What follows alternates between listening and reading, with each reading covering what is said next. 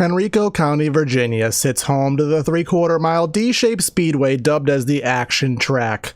The short track that races as a speedway, Richmond Raceway, is where we find ourselves tonight for race number 2 of the ERSCA Pristine Auction.com series in tonight's AME Corporation 200.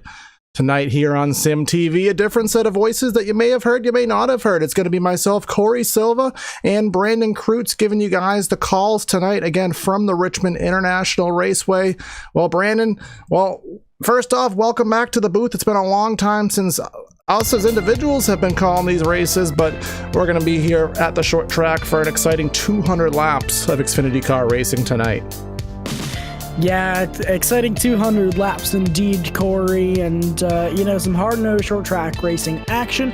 This track just over a little over a mile long, or a little under a mile long, and should be a really good race.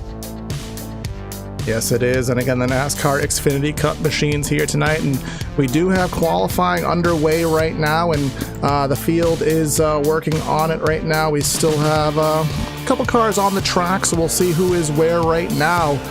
Looks like right now Dylan Thomas is the fastest of the bunch so far, with a time of 21.847 seconds right now, and still about 2.5 minutes of time. So a couple things we do want to point out. Again, this is the second race in this season and our first race covering here on Sim TV. So, of course, give us the benefit of the doubt when it comes to any kind of graphics, audio things. We're still figuring this stuff out and how Kyle and Finian run this. But a lot of sponsors we do want to give notice to that do help this league bring itself to you guys here on TV, and they're all going to be in the description in the video to check out.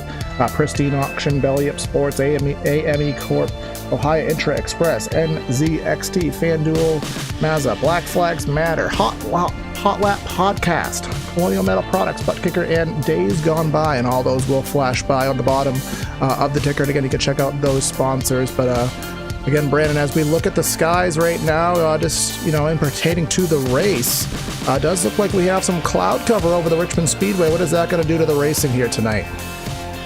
Well, for starters, it's gonna grip these guys up a little bit. Obviously, without direct sunshine on this thing, it's going to eliminate some of that heat out on the track. Track temperature currently sitting at 81 degrees, so a relatively cool track for these guys to start out with. A lot of grip. I think these guys are going to try to be really aggressive on this grippy track and hopefully lead to some pretty good racing. I do hope that is the case, and I will say Richmond is one of my favorite tracks. It takes a lot of finesse. Again, as I said in the pre-race, it is a little bit of a short track that acts a lot like how a speedway would. So you are gonna get upwards of 140, 150 miles an hour. Then you're going to go down to 110, 120, have some hard braking, especially into turn number 1. You are going to be doing some bumping and banging, trying to find your space, make your lane around this speedway. And I will say, Brandon, especially entering turn number 1, especially your brake bias, you really have to be on top of it, because it is very easy for that back end to slip away from you on the entry to turn number 1. Yeah, absolutely. I think the entry to 1 is probably the most difficult part of this racetrack. It's a corner you're trying to turn in, that tight corner heading down in there, and sometimes guys overdrive it. They try to hit the brake a little harder to correct that, maybe try to get the car to rotate, and they got to watch that back end stepping out on them. They do, and what we have to watch out for right now is a starting lineup, because these guys are heading to the pit road and getting ready to start tonight's AME Corp 200. So let's give you the starting lineup here tonight from the Richmond Raceway. Starting on the front row here tonight with a lap time of, I believe it's 21.837 seconds, Nick Massey in the number 48 machine. Damien Leininger in the second position.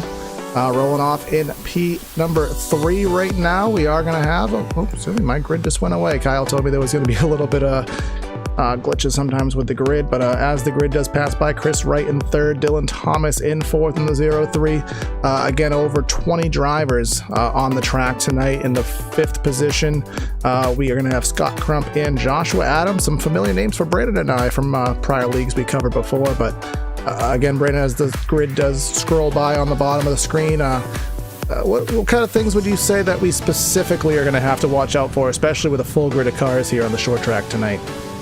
Full grid of cars, everybody's going to want to give each other room. Give and take is going to be the biggest thing on the short tracks here, and you know, if you aren't giving a little bit, chances are you're not going to make any friends, and in close range racing like we are going to see here tonight, you know, these guys are just going to want to be patient, keep their heads on their shoulders. There's a lot of room for error, not much room between race cars.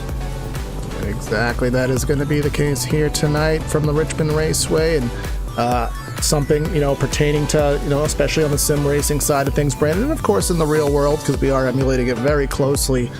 Cold tires, about 2-3 laps, especially on a short track where there's not as much load in the tires, not as much, the heat doesn't populate as quickly as it would, say, at a track where you're putting a little bit more load, especially on that right side tires. Things are going to be a little bit slick for the first probably 2-3 laps for these guys that get any kind of stability. Yeah, absolutely. And, you know, especially right off the start here or coming off any of these pit stops, these guys going to have to watch those first couple of laps. It's going to be a little bit slick as those cold tires can be treacherous. So we will have to, you know, watch out for these guys and hope that, you know, there is some patience while we do get these things up to speed here tonight. A couple keys to the race that we do have to show at home. First and foremost, on any short track, it's always going to be stay out of trouble. Very easy on a short track, even though Richmond is a little bit more spread out, a little bit more open.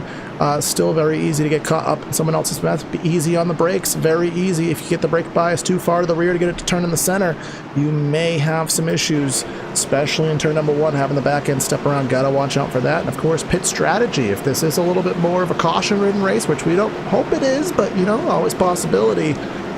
Sometimes 10-15 laps at a time. Do you stay out? Do you pit? Do you take 2 tires? Sometimes that is the name of the game in these kind of races. Absolutely. So those are your keys to the race. These guys stacked up, doubled up, ready to go green flag racing. This time around behind the iRacing official pace car. And Corey, it's going to be It's going to be a great night. Again, Brandon and I, back from our PTR TV days, back in the saddle, calling the race.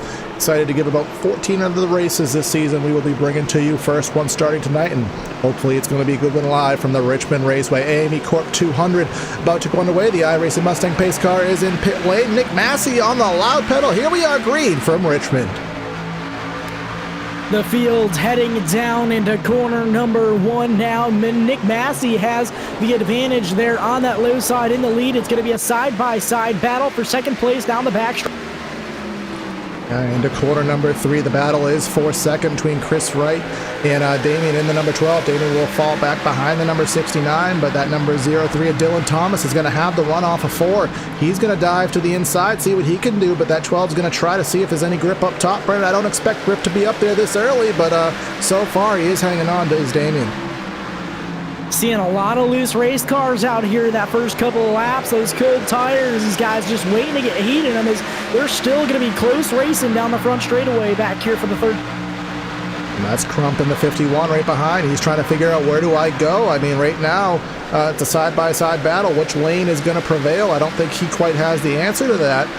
So he is kind of choosing to stay behind and is, waiting to see who is going to prevail. And at the moment, it's good racing for us on TV, but it's almost a little frustrating when neither line is going anywhere. Yeah, absolutely.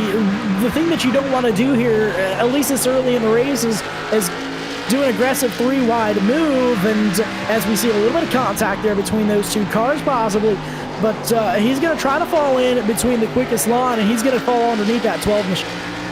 Yes, he is. The 03 of Dylan Thomas was able to finally clear the 12, and now the 12 is going to be stuck on the outside, and we'll see what he's going to be able to do. 51 washes up just a little bit, may have been intentional. Sometimes it is, to try to get the spot a little bit sooner. He will clear that. We'll get Joshua Adams in the 95 a chance to dive down low, and Brennan, just another nuance of what we deal with on the sim racing side of things recently. The outside lane, these tracks hasn't been coming in as good as it has been in the past. So that does also work to the detriment of the 12. Yeah, absolutely. He's going to lose yet another spot there to that number 95 Camaro, and he's falling back quick. Now he finds a spot to fall in line, and hopefully that's where he'll... Just strolling back to the field, and right now we do have, that's the 4, Dylan Hickey, getting passed by Johnny Thomas, one of the league organizers here for ERSCA. Getting into that 16th, 17th position, and then here comes the 10 of Endora. Trying to get by the 4 as well. It looks like as we go all the way through the field, Brennan, all 26 starters, all 26 drivers currently on the track. Nice, clean, and green. Tate Lytle on the 56. Looks like he did miss the grid. He is just now joining the race, 6 laps down. Yeah, 8 laps into this thing so far, and long 200-lap race. These guys just gonna play it by ear and play it safe. For right now, they're going to try to ride it out until the last portion of this race. The biggest thing is keeping your car clean here, especially on the short track. I'm going to give... back on the PTR TV, Brennan, we had a specific sponsor credit for the amazing camera work, and I'm going to... there's no specific camera work. This is just the beauty of what Kyle and Finian do and the hard work they put into this channel. An amazing set of cameras that we have to work with here at Richmond to give you these realistic and very interesting views. So again, kudos to the guys at SimTV for the work they do. We've seen them grow up since their beginning days. Amazing to see what this channel has become, and happy to help them out and cover this series. But again, Nick Massey, Brandon, I mean, another name we've covered back in 2017 with the Hardline Racing League. Nick Massey, always been a fast driver, and again out to over 1.25 seconds, 12 laps into this race. Now, is he going too fast? Is that going to work out to bite him if this goes out to be green with the tire wear?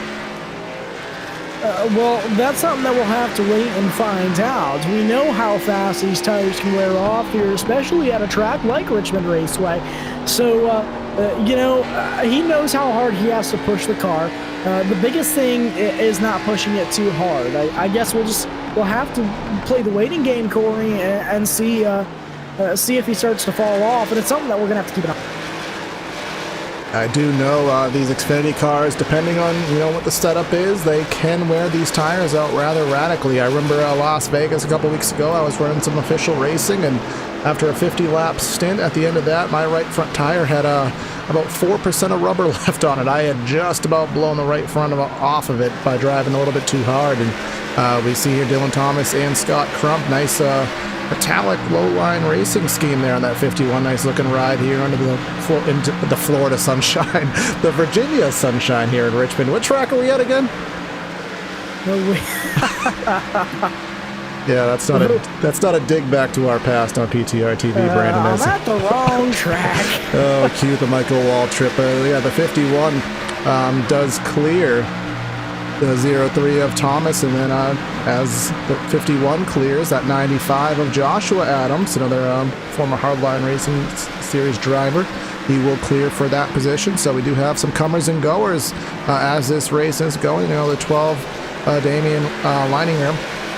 He's back to the 6th position, and another low-line racing driver, Kyle Lowry, looking to pounce on that position, try to get the 6th spot. And then right behind that, we have the 84, Robert Hill Jr. So, again, some of these guys moving on up, some of these guys moving on back. But we have been clean green since the beginning, 17 laps in now.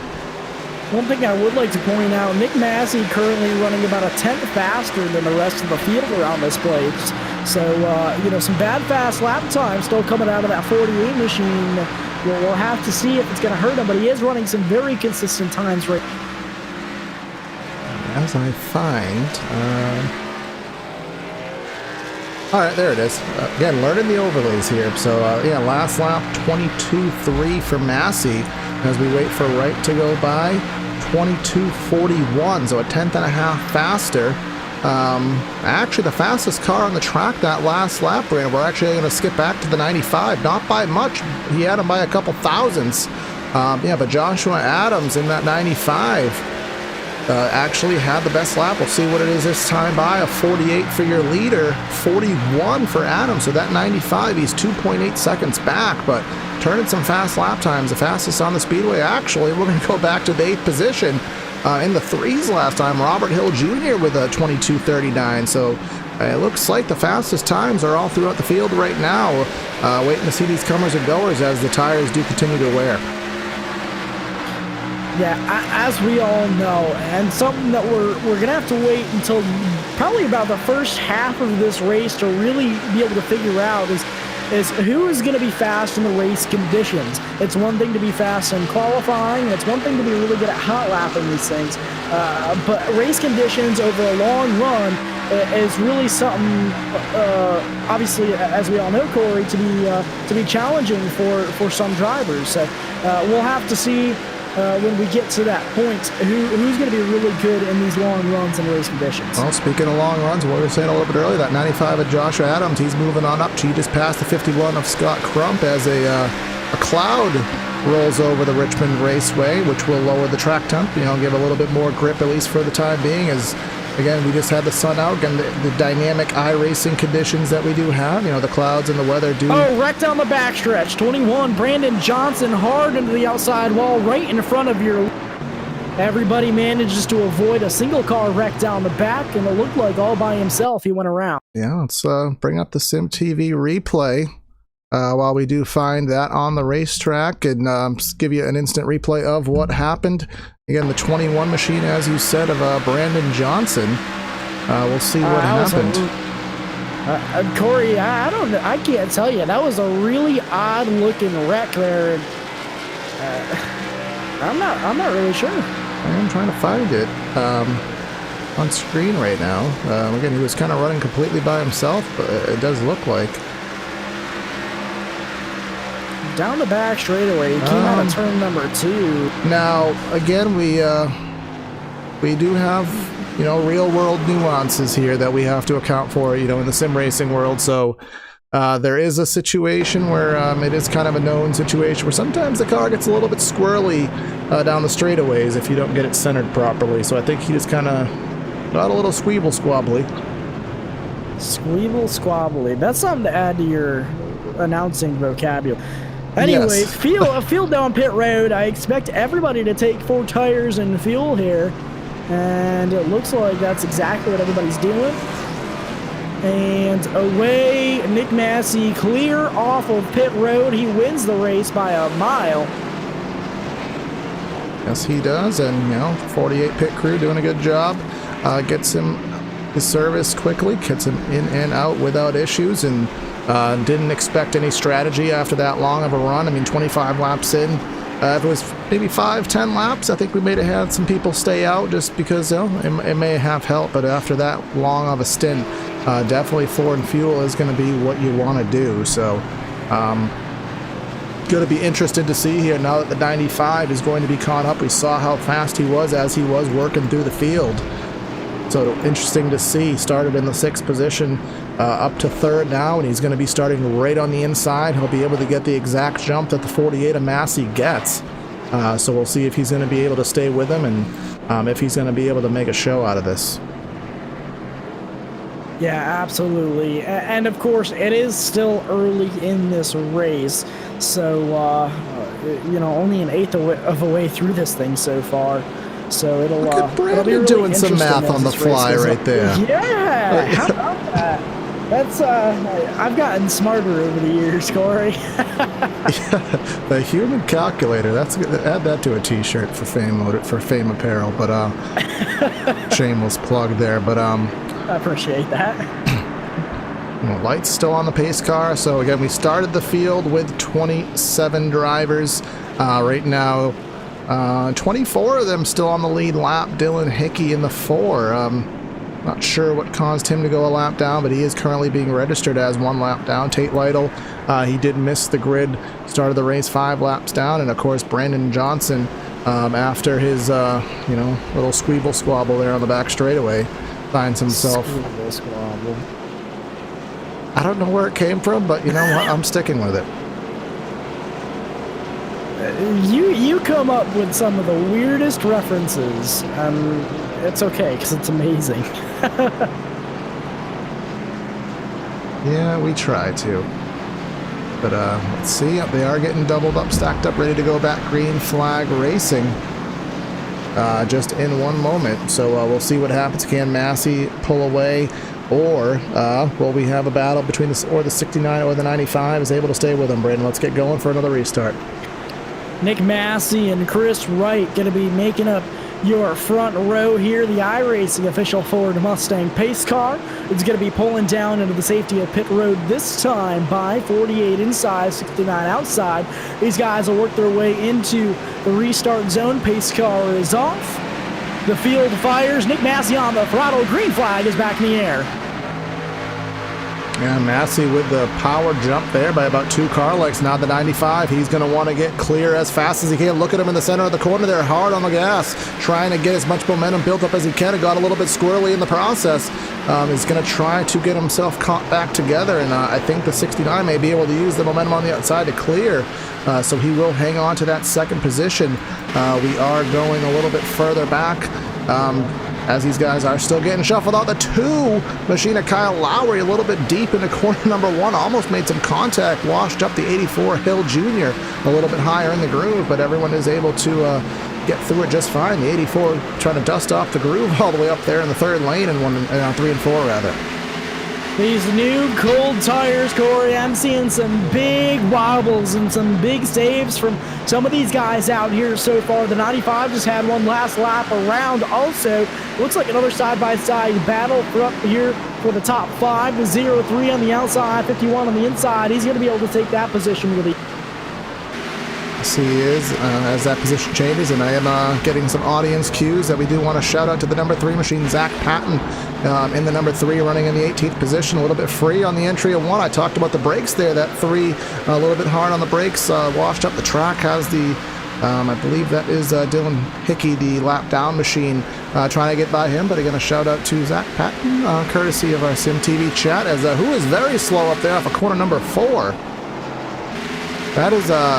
That is Jared Eistrup in the number 11 machine. We were super slow there. Was well out of the way. Not sure what is going on with him. He seems to have recovered, but goes back to the 24th spot, last on the lead lap. Possible battle for 4th up front. That 51 machine. Scott Crump's going to be right on the back bumper of Damien in the 12. That 51 showing some promising speed tonight, Corey, and maybe one to look out for, especially here on these early. Yeah, it's always a matter of who is going to be faster on the long run, who's going to be faster on the short run. We see every single week that, well, that camera doesn't work, that there are going to be different people, shining different people at different times during the run. Obviously, Massey, well, he's got the field covered for the time being, but these guys, about 5th on back, is definitely where the money has been with these positions and all the shaking back and forth. That 51 machine of Scott Crump again, trying to get to the inside of the 12 of Damien Leininger. Dylan Thomas in the 0-3 right behind. You can see a little bit different line. That 0-3 trying to do a little bit higher of an entry, trying to cut and get that better get that better shot straight off the exit of the corner. Typically worked here in the past at Richmond. Maybe not as advantageous in the current state of how these cars drive, but we'll see if that does rubber in a little bit later.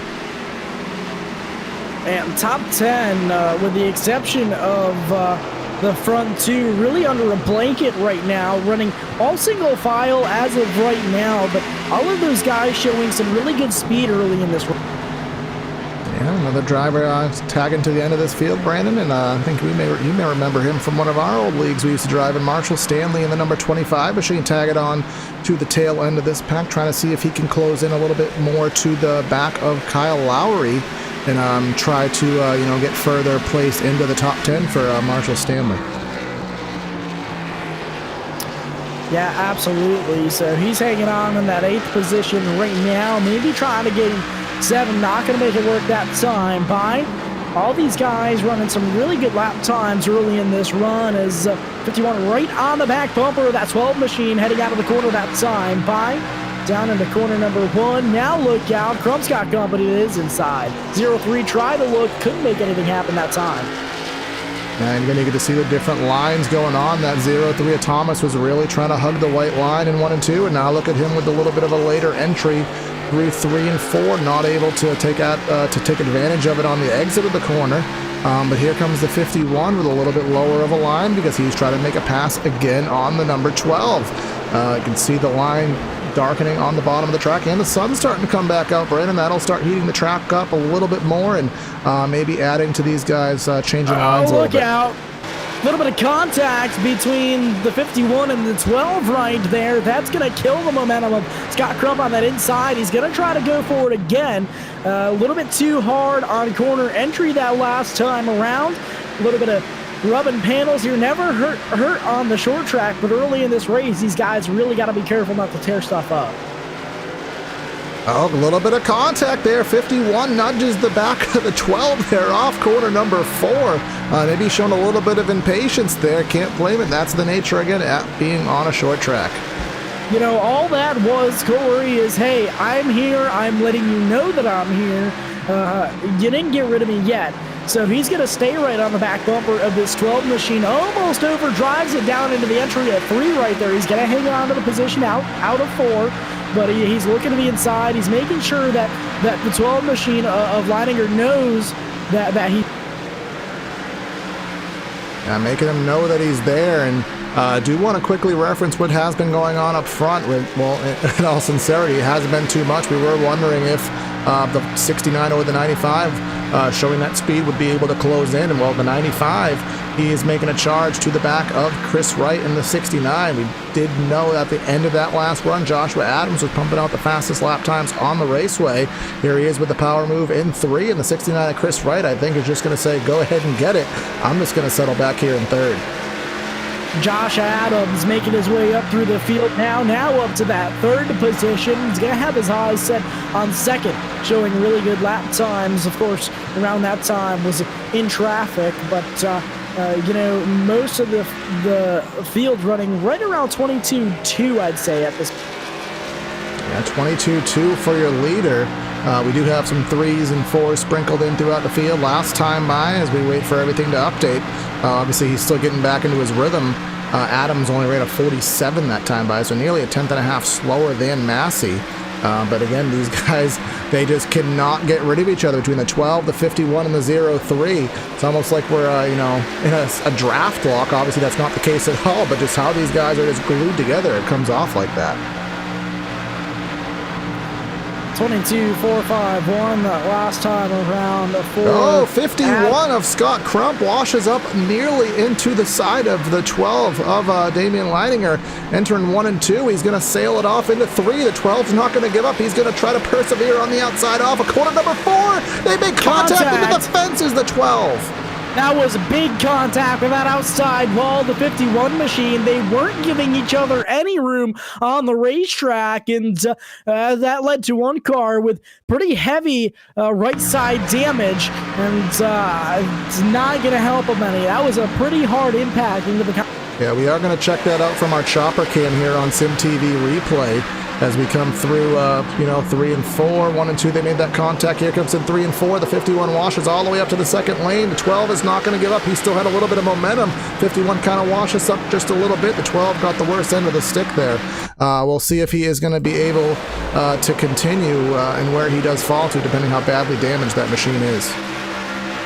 Now, if I'm Leininger, I'm probably not going to be very happy with that 51 machine, so something to maybe keep an eye on if they get close.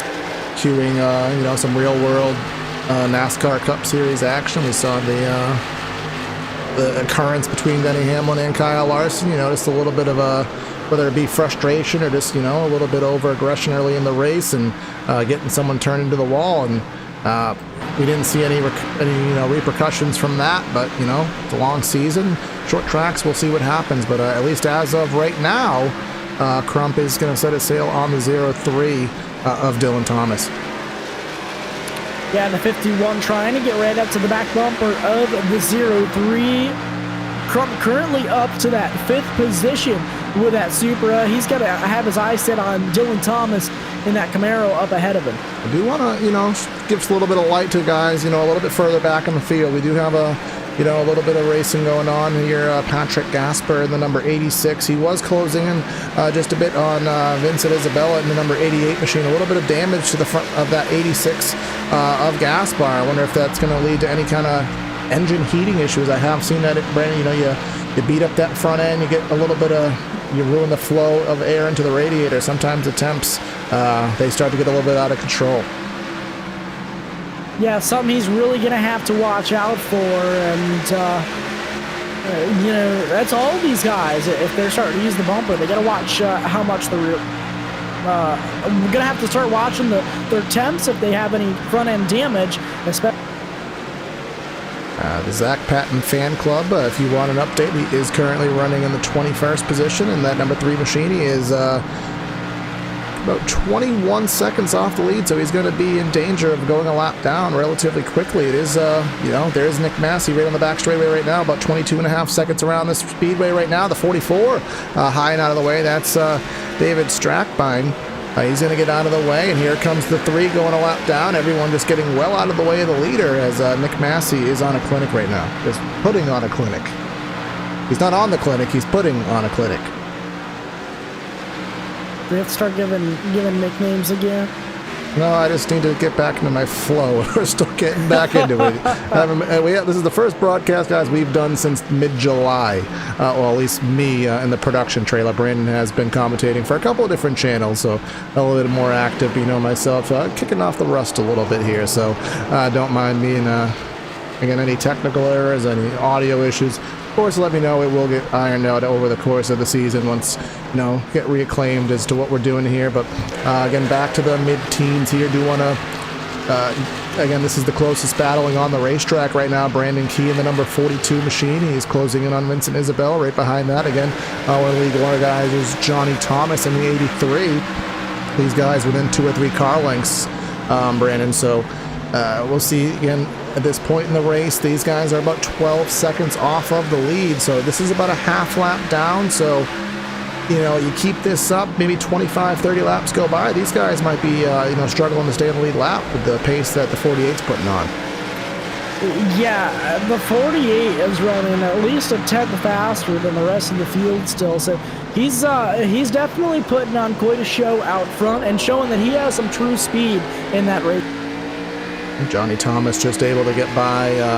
That was the 42 of Brandon Key right there off corner number 2. Move Thomas up to the 14th position. And I'm just taking a grasp of where we stand currently in this run, Brandon. That last caution came out, around 25 laps into this race. We're now 36 laps into this stint right now. So obviously well far from the end, 140 to see the checkered flag. But typically, we don't think about green flag pit stops on a short track. More often than not, the yellow flag is going to cue us to pit road. But again, we are looking at where everything is right now, where everybody is, how close everybody is, the cleanliness of the racing. And it looks like we have that, knock on wood, we have that green flag field right now. So this is something that these guys are going to have to think about. How is that right front tire feeling? How long can I stretch this? And what might be my strategy for the rest of the race? Yeah, the last thing that you want to do is stay out too long on this set of tires. You kind of got to feel the car out. As we know now, we do have Marshal Stanley in the 25 to pit road. He was in the top 10. I don't see anything wrong with his machine, Brett. I don't know if you can maybe scroll back and let me know if you saw anything. But that is someone to pit road only less than 40 laps into the run. So, very interesting take there. Also, the possible short pit strategy, Corey, with how much these tires fall off in a run. Is that a possibility for these guys? I mean, we're looking at it right now. Our best laps here, we actually do as we follow Kyle Lowry in the 2 machine. Again, the graphic here that we have here on Sim TV, 21:99 was his best lap. His last time by at 22:5. So really, Brandon, we're only about 6/10 off, which, compared to what we've seen in the past and compared to what we might see after tomorrow's iRacing quarterly update, where tire fall off is going to be a little bit more exaggerated. the fall off isn't quite that big, so I wouldn't really be pertained to, want to pit too early. It doesn't really seem like the difference is big enough to, equal out to too much. Yeah, absolutely. So, do you think that these guys are going to try to pit more in their fuel window, or do you think it's going to be more of a tire situation? At this point, Brandon, I do know around Richmond Raceway about 80 to 90 laps would be a fuel window. Just again, comparing to where I raced a couple weeks ago when I was at the Las Vegas Speedway, and, after 50 laps of green flag racing there, which was about the length of a fuel run, I had my tires basically shot. So if these guys are, wheeling it, putting a lot of right front into it, which I would assume that a lot of them are, they may be coming for tires a little bit before the fuel load is, just, to not have a blowout. Yeah, so that's something that we've really, on the iRacing service, never had to worry about before. But this new tire model, if you're driving the car really hard all run, that's something that you got to have in the back of your head, is the possibility of blowing a right front, or even maybe a right rear, and really damaging that race car, putting you up into the wall. Yeah, you could feel it too. Again, I'll just go back to my race, and in the last 6 or 7 laps of that race, I could just feel that, something did not feel right. I was going in the corners, and, I was having to put a lot of wheel in it, and you can just feel that, something was off with how that car was driving. And again, if I took it another 3 or 4 laps, I would have been right into the safer barrier. So where we are hitting, about 50 laps into this race, I'm going to say maybe lap 60, 65, that may be a time where people may choose to pit. But and then at that point, if you pit on maybe lap 85, then you pit again on lap 165, and that'll probably put you in a window to go to the end. It is kind of unexpected to say we're going to close this thing out 175 laps under the green flag. I do think something is going to, throw that plan astride before the race is over, but that is kind of what you have to plan for right now. Yeah, absolutely. So these guys all doing a really good job so far, clean and green throughout this whole run, and actually some pretty good racing throughout the field, Corey. Yeah, we're going through, and there's a battle most everywhere right now. Low line racing, they are in a battle with those two very similarly painted schemes with that nice metallic. Metallic really coming through under the Virginia sun, not the Florida sun, but the 51 and the 2. I'm assuming that they are going to play nice with each other, and if Crump deems that Lowry's fast enough, just let him go for the the benefit of the team. But I do know, back in our primetime racing days, Brandon, Evan and I, when we raced at a short track together, Evan Black and I, one of our old primetime racing commentators, Martinsville was our favorite track, and we went there. We would go for blood. We were not playing games for teammates. We wanted those positions. Yeah, absolutely. So, two different standpoints there. Scott Crump and teammate back behind him, Lowry, still running some really good lap times here, and Chris Wright may have some company here in just a couple of laps. Someone who will also have company a couple of laps, Endora in the number 10 machine. He's in the 17th position. We go to the gearbox cam, and so who do we already have? We have the leader. We have Nick Massey in that number 48, already closing in as again they're ticking off one by one, going off the lead lap. Just looking at the timing graph, Brandon, and again about 22 and a half seconds around this speedway. Johnny Thomas, he's in the 13th position. He's 18 seconds back, so that's within 4 seconds of being lapped. And again, just looking at Johnny Thomas' lap, last time he ran a 23.1. He was only 0.3 slower than Massi, so it'll take some time. But by the end of this race, we might be within 10 cars on the lead lap at the race. Massey's putting them down right now. Yeah, absolutely. It looks like a possible battle for that third position now. The 51 gonna try to take a peek underneath the Chris right in that 69. He was right up to the back bumper before. Here he goes again, trying to dive underneath. It looks like Wright's going to just give him the room to try to go through, but still trying to fight on that outside line. Oh, and then here comes the 2, kind of sailing it on in there, not knowing where to go. Is he going to work with his teammate on the bottom, or is he going to think the 69 is going to, be able to maintain the position on the top of the racetrack? We're on board still with the 2 of Kyle Lowry while he makes that decision. I do think that outside is starting to, it's starting to rubber in a little bit more. The bottom is heating up to the point where it may be losing its grip and not having what it had before, but that 69 is just doing what he needs to do to hold off the 51, but he can do that no longer. The 51 of Crump will finally prevail. Fresh tire car, Vincent, Isabella behind them. He just came off a pit road in that 88 machine, trying to find a way through these leaders. All the way to the bottom he is on the D-shaped front stretch here. Oh man, that was a close call there between him and the 2 machine. Almost a little bit of contact. So now the 69 of Wright will drop back to the 4th position. Low line racing will encompass both 3rd and 4th positions right now. We haven't really talked too much about Josh Adams. We talked about him in the opening stint and how we thought he was going to, put up a fight for this lead. But he's 2.7 seconds back, running about 1/10 of a second a lap slower. So he's running again close to 3 seconds off. So and then we go right back 3 seconds back for second, and then we go back 8.5 seconds nearly, where we get to Scott Crump. And again, 8.5 seconds. That's about 1/3 of a lap. We kind of go up to our, our blimp cam here and trying to give you a little bit of perspective. Scott Crump right now, he is running. He's currently running. I'm trying to see where he is on the racetrack. He's running in turn number 4. Nick Massey, he's running in turn number 2 right now. Yeah, so, about a half a racetrack leader on 3rd place, and I'm starting to notice these guys slipping and sliding a lot more around this racetrack. I guess go back to one of our old phrases, Corey, loosey-goosey, slippy-slidey, all around this Richmond Raceway right now. These guys are starting to really struggle for grip. Yeah, I think that one was yours, if I recall correctly. Yeah, that one was mine.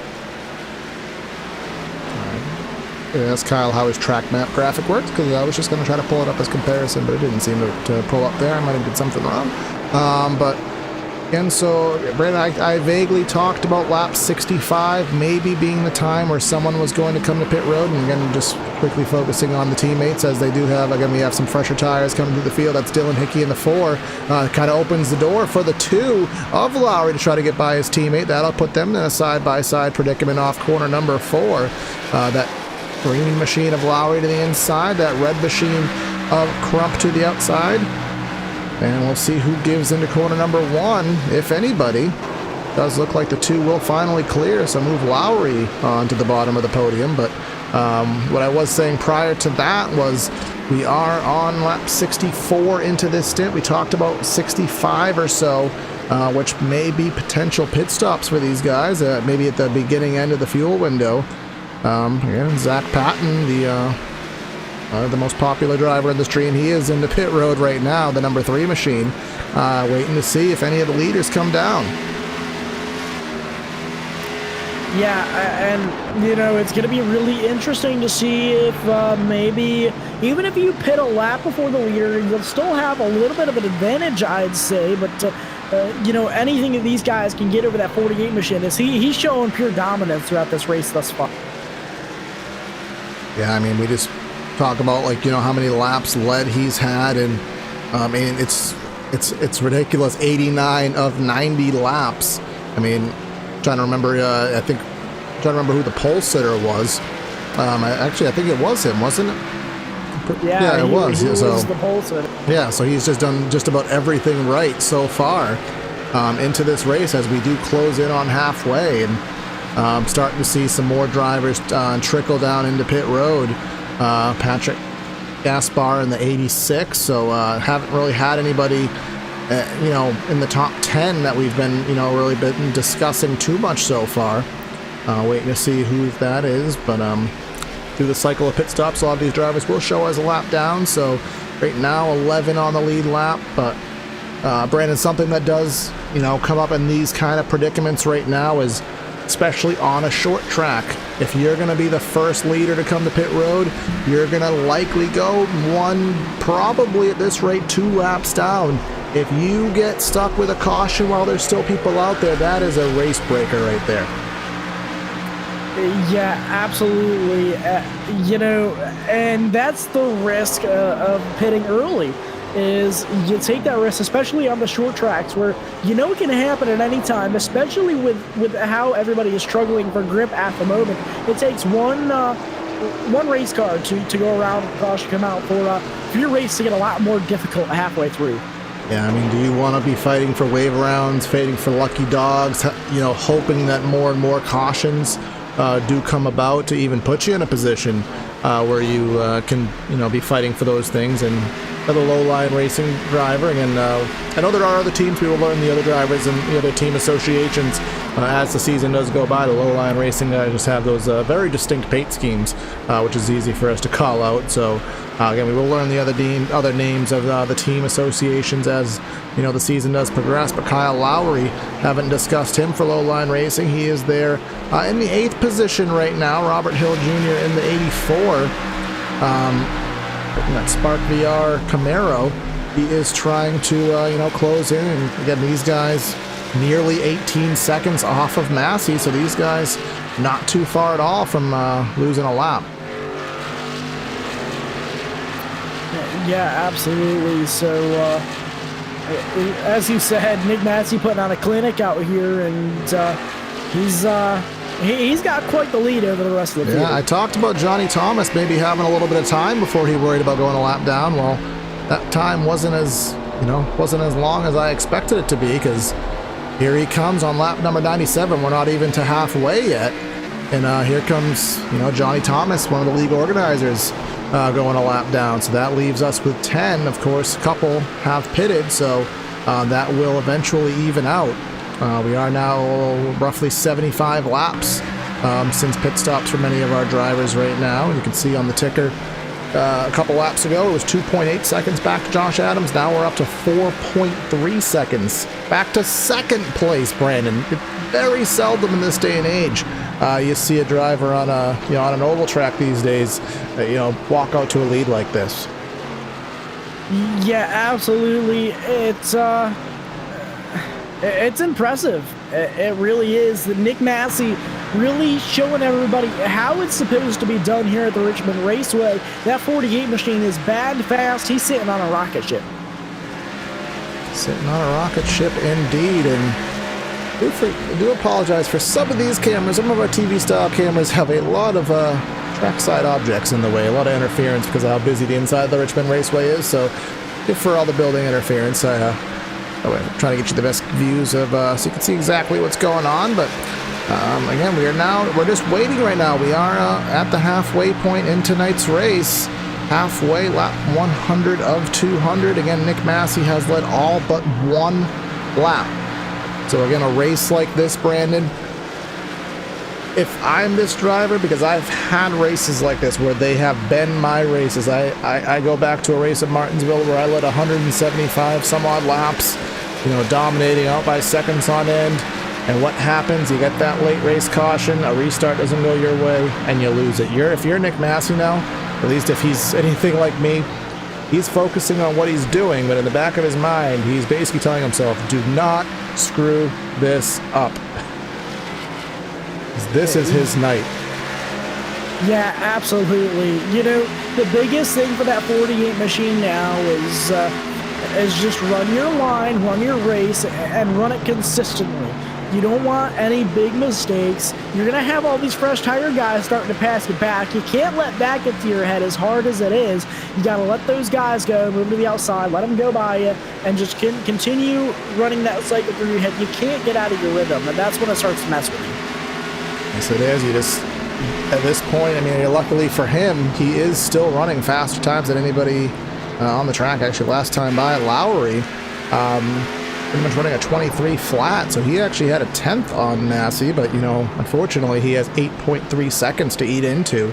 as again, they are dropping like flies and pertaining to lead lap drivers. Our last lead lap driver now is Joe Francis in the number 50 machine, who is lacking there of a rear bumper cover, but still successfully running in the top 10. That's the beauty of short track racing. But he is the last one on lead lapping. You know, the next car in his rear view is actually going to be, of course, who else than our leader. It'll be really interesting to see when the 48 and others throughout the top 5 decide to pit here. As we know, they've got to be getting close on fuel, and you know, judging by how squirrely pretty much everybody is getting, they've got to be really close on their tire limit also. Yeah, and that's just, I mean, that just goes to show the, you know, the skill of what these drivers do possess, and, you know, the camaraderie they have, you know, driving around each other, giving each other the space, still racing competitively, racing aggressively, but racing, you know, the point where you're not going to put people in a position that is going to detriment you, the other driver, or the race itself. I mean, you know, you have these races where there's a lot of handling issues, guys all over the place. But again, here we are running over half of this race under green flag conditions. So this is excellent, and this is, you know, a really, especially for us as, you know, our first race back, our first race with these guys, a really good way to, you know, break the ice as to what this season's going to be. And again, we're going to be covering Corey Silva, Brandon Kreutz as a part of Sim TV. You may have known us from past league, from past series, from past broadcast on PTR TV. We're going to be here for 13 of the races that this schedule has, as Kyle and Finian do have their, you know, their tie-ups with their other league. The channel's growing so much that they needed help, so that's what we're here for. But, you know, we have races at Phoenix, we have races at Atlanta, Homestead, Bristol, Talladega. There is a chance, Brandon. There is a chance, depending on iRacing's release schedule, if applicable, we will be headed to North Wilkesboro. We do have a week. There is a backup plan if that's not there, but we're even headed to some road courses. You know, we have a very rich, very diverse schedule that these ERSCA guys will be having to endure this season. I heard out of that there is a chance. There's a chance. There's a chance that we are going to North Wilkesboro again. We know. I will take that chance because that was not a thing as of a year ago. So I will take that chance. I mean, we know Dale Jr. and, you know, how much he is, how much of a patriarch he is of the iRacing service. You know, making it bigger to the media, and, you know, he had him out there picking weeds. He had him out there getting a scan, as we do have pit road starting to become a populated place. Kyle Lowry to pit road. We do have Scott Crump to pit road. Pretty much low line racing comes to pit road right now, as well as trying to see, there was another driver right there to pit road. I think it was the 87 of Sean Dias to pit lane. So we'll wait and see when Massey comes to pit lane. Obviously, he's going to lose a little bit of time, but not very much, because he had a 4.5, almost 5-second lead to work with. Yeah, he's got a little bit to play with, and it looks like now this time, here comes the 48 to pit road. He gets it woed down to the 40-mile-an-hour speed limit here at Richmond, and as long as he has a clean stop here, I think he'll be A-OK. And we did miss, through our talk of North Wilkesboro, we did miss the 95 of Josh Adams pitting. He actually did pit about 7 laps ago, so he has been running for a little bit. So he will eat into that lead a little bit as we wait for Massey to exit the pits. He is actually just now stopping in his stall. Adams has got himself onto the lead lap. We'll see where he does shake out. But again, obviously, very quickly, with Dale Jr. Getting iRacing to scan the track, getting it physically scanned, NASCAR providing the data to, you know, to give them the 1987 footage they need, because they are going to be releasing it circa 1987. It is told to be coming in 2020. If it does come in time for, I believe it is June, we will be running these Xfinity cars at the North Wilkesboro Speedway, which I cannot wait, and I am praying amongst all gods for that. But Brandon, I am showing right now. I didn't think it was going to cycle like this, but I am showing the 95 on the top of the leaderboard right now. Yeah. I mean, 7 laps. That's perplexing to me. I didn't think that time. I think Massi must have had some pit issues there, because I did not think in 10 laps he'd make up that much time. The fall off wasn't that drastic, but right now he is showing a 5-second lead. Dylan Thomas in second. Remember, he's pitted 18 laps ago, so he pitted 7 laps even earlier than Adams did. But then we have Massey 5 seconds off the lead right now, a half second back from second, so he will eat up that 03 with no issue. But we'll see how long it does take for Massey to get back to Adams. I'd have to imagine not too long, but again, I'm personally surprised. I didn't think he'd get that big of a lead. Yeah, that's one thing that really stood out to me there also, but you know, I think it's really going to hurt that 95 and the 03 in the long run here, as we already see Massey coming around underneath that 03 for the second position. So Massey now back up to second place as he crosses the start finish this time. And, you know, I think he's still going to have a lot more speed than that 95. It's going to take a little while for him to catch him, but I think he's going to be able to do it still, showing a promising amount of speed still in that 48. Yeah, and again, just kind of, you know, looking to, you know, the ultimate end of this race, Brandon. We're 81 laps in right now. If you're Nick Massey, I mean, he did push it, you know, into the, you know, just about 80 laps, I do believe. So Nick Massey may be able to stretch this all the way to the finish, but if you are Josh Adams, that would be pushing almost 100 laps. So, oh, caution on the speedway. This changes everything, Corey. Kyle Lowry, he was a top 5 driver, and he has expired his engine. Let's see what happened to Kyle. Here on SimTV replay, we'll try to, again, scrolling back, trying to see what happened. It looks like, man, all by himself. He is probably killing himself right now in his head for that. You can see all the marbles that have built up here. My God. But off of 4 on the front straightaway, he just maybe lost focus.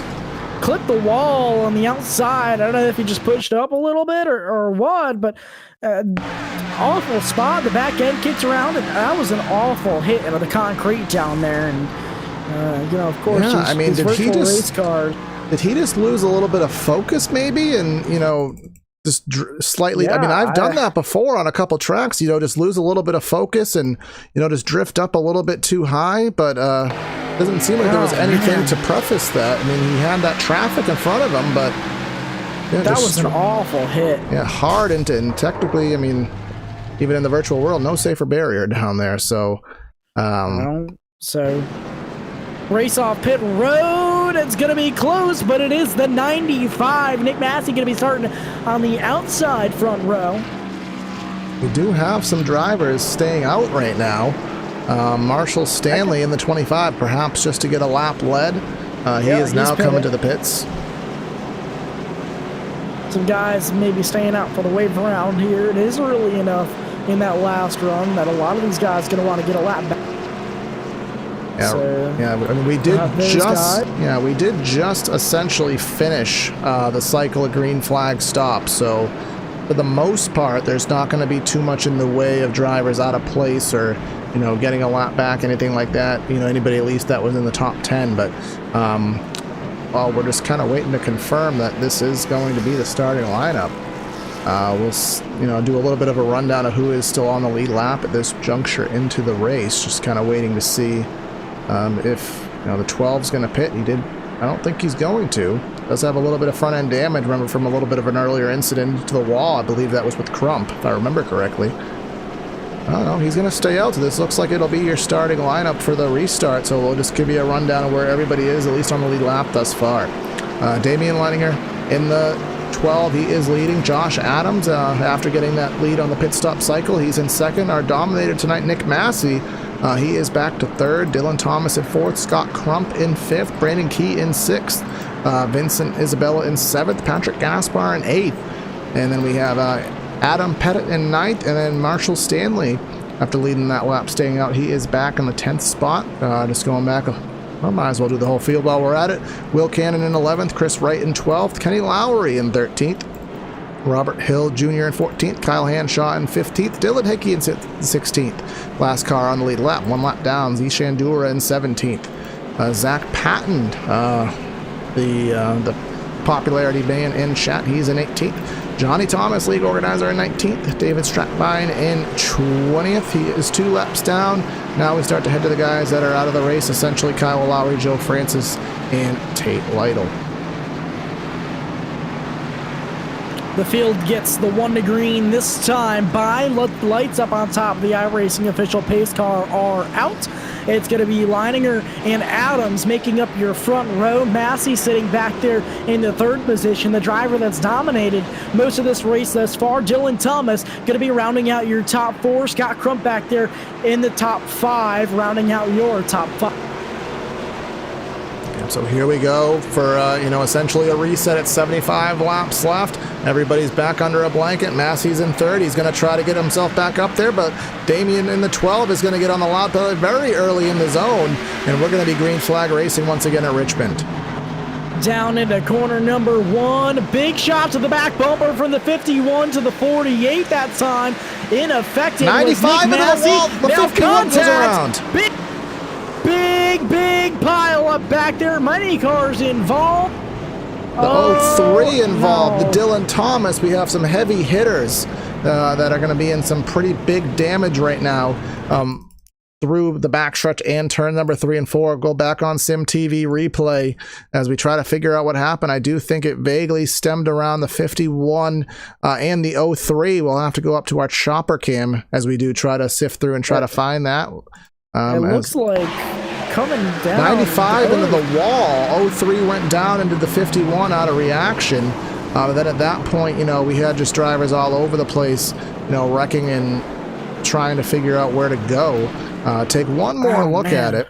But yeah, heavy hit into the safer barrier for the 51 machine, and of course many others. Big contact between him and the 86 also. Yeah, it all stemmed with the 95 into the wall, then they were funneling down, and when the 03 funneled into the 51, obviously there's contact there. We saw what happened. The 88 gets hit, goes up the track. The 03 just right in the middle of the track. Most drivers were able to get down low and clear, but just look at the lack there of front end on the 3 of Dylan Thomas. Awesome driving by a lot of those guys out there, but unfortunate break for the 51, the 03, 86, 88 also involved in that. So a lot of fast guys were involved in that wreck, and they're all probably going to be out of contention. A lot of damage to those race machines. Yeah, I do see, again, following our audience here.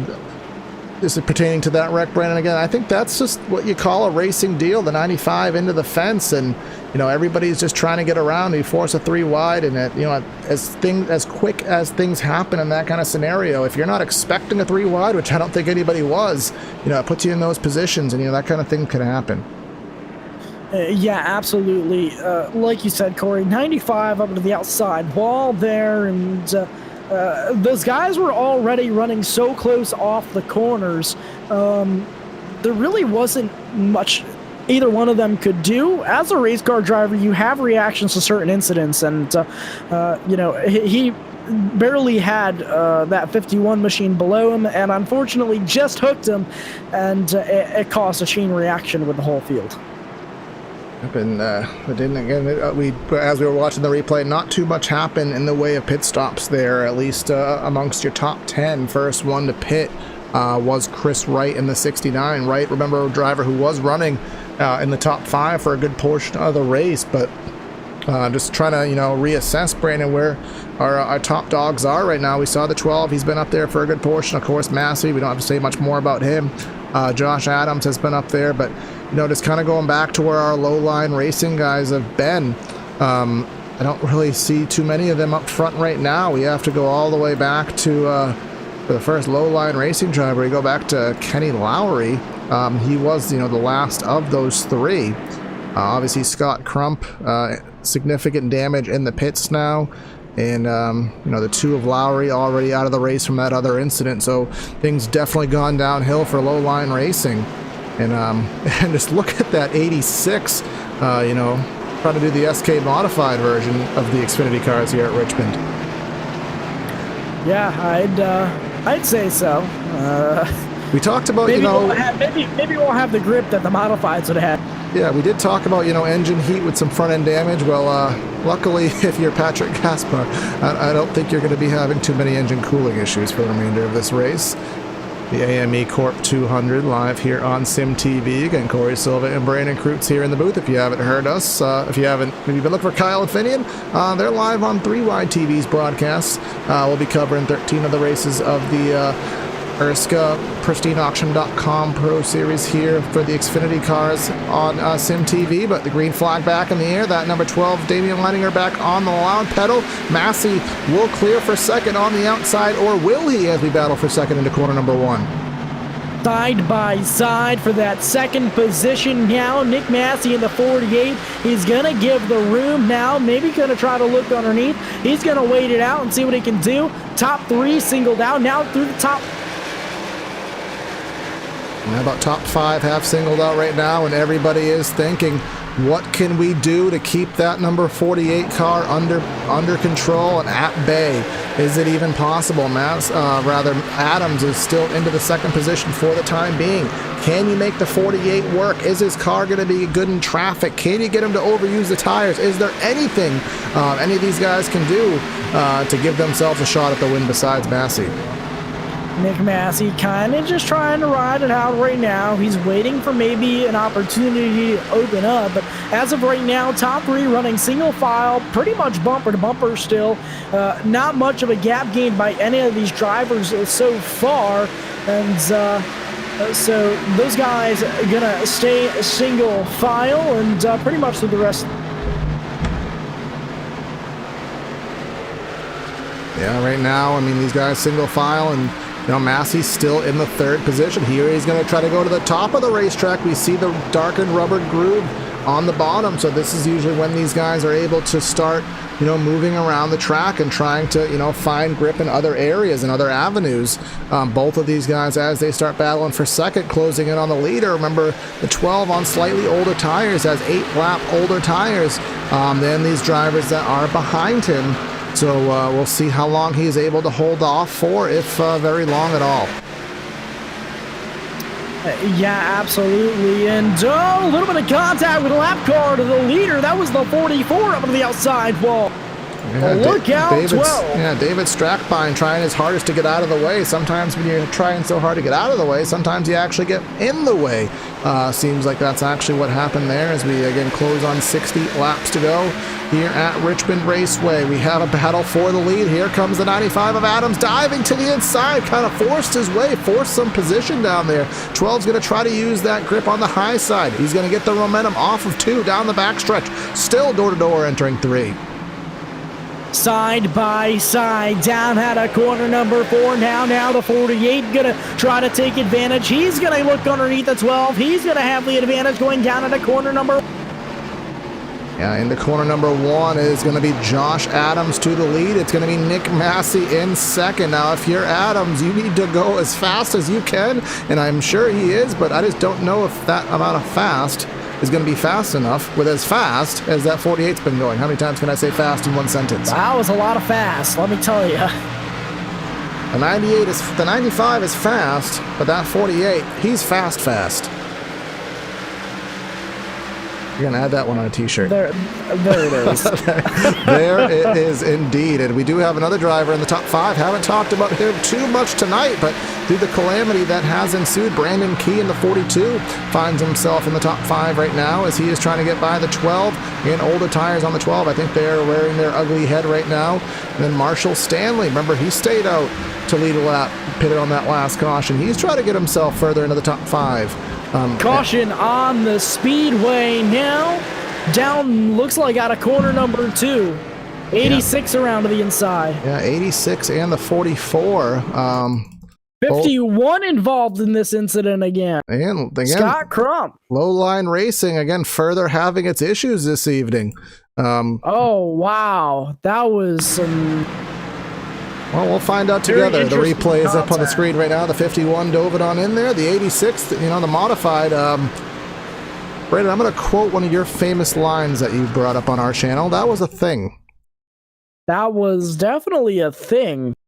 That was interesting to say the least, heading down through corners number 1 and 2, just out of turn number 2. I mean, he clipped the apron a little bit, but I'm not making assumptions, but that did not look pretty. We're going to go back a little bit further here, because there was some passing in 3 and 4. The 51 was to the inside of the 86. Again, neither of these drivers with front ends. I mean, 51 left him. Yeah, he left him a lane there. He didn't really squeeze him. The 86 did clip the apron a little bit, but you could tell he was on the power hard through the center of the corner there. That was for sure. Yeah, that was that was a thing. Well, I guess we'll leave it at that. Yeah, it's not our call here to make any kind of decisions. We call it as we see it, and and that was a thing. So right now, Will Cannon being scored as your leader. He did come to pit lane. I wonder if did he take 2 tires? It looks like, I'm looking at the timing charts, Brandon. I believe that 08 just took 2 tires. That he did. 2 tires and fuel for that 08 machine of Will Cannon, and out he went. 2 right side tires is all it took for him to. So these guys gonna stay single file. Looks like another handful of cars waiting to take the wave around here in front of these leaders. So it'll be an interesting restart. Interesting strategy call from that 08 team. Will Cannon taking 2 tires. The rest of the field taking 4. Josh Adams back there in that 2nd position. And Nick Massey rounding out your top 3. Brandon Key in 4th. And Damien Leininger rounding out the top 5 in the fields currently. Okay, and you're... never mind. Again, I'm still loading the graphics package here. That wasn't what I expected it to be. I was going to say the race rundown that we've had so far. I think it's on... Okay. Again, sorry, I'm playing around with the overlays here. It's to be expected. It's my first time. We're on 4 cautions here this evening, rather. 4 cautions here today. We've had 6 lead changes here tonight, and then the majority of that all have been, under cautions or, during the green flag set of cycles. There really hasn't been a green flag pass for the lead other than that one that we had with the 95 getting it. For the most part, everything tonight has been Nick Massey utter domination, other than, again, just a couple little nuanced situations here and there. But you can see everybody ahead right now of your leader, the 08. They are getting their laps back. Everybody up there is getting a wave around. Looks like 3 drivers all doing as such right now as the pace car lights are off, and we will get going next time around the speedway. We would like to thank all of our viewers for joining us here in this race tonight and on our broadcast, and we hope you all are enjoying this. Again, all here to have fun and have a good time. So lights out up on top of the iRacing Ford Mustang pace car, and these guys get ready to go back. Green flag racing this time. Pace cars in. They'll make their way to the restart zone. 08 in control on the throttle. Green flag is back in the air. Massive stack up behind the 12 aligning her on that restart. Everyone did a good job of filtering through appropriately. Thought it could have been bad there, but we'll see what happens up front. That 08 hasn't been up there all day, or all night rather, however you want to word it, but he is going to do the best he can. He has that clean air on the nose, and we'll see what he can do. But the 2 fastest drivers behind him, that 95 getting loose off of 4. Yeah, he was. He got right up to the back bumper and a little bit of a wiggle out of corner number 4 that last time by. Now getting right up to him again. Will Cannon's got some company up there for the...